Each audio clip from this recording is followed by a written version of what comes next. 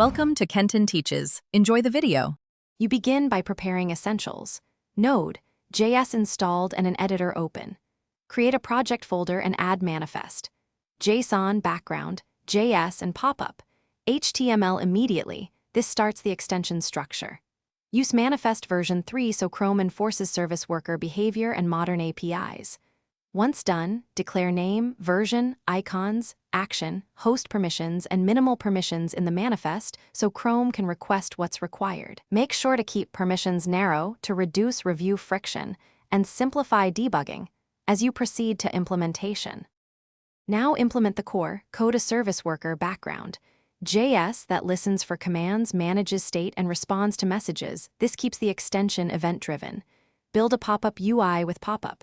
HTML and pop-up, JS to collect input and call runtime APIs. Connect them using Chrome. Runtime, send message and Chrome. Runtime, on message and call Chrome. Tabs, query/update when you need to act on pages. While developing, use console. Log and Chrome, / extensions developer mode to reload unpacked extensions. These logs show message flow. Finish by thoroughly testing and packaging. Load the unpacked extension in Chrome, test all flows, including incognito if applicable, and fix DOM timing or permission failures.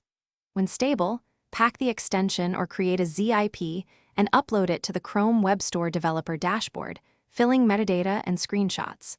Make sure to address content security policy and permission warnings before submission to avoid rejection. Troubleshooting tip.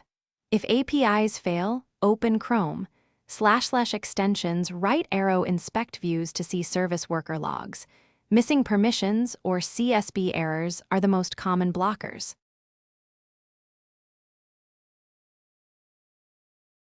Thanks for watching. Please subscribe if this video was helpful.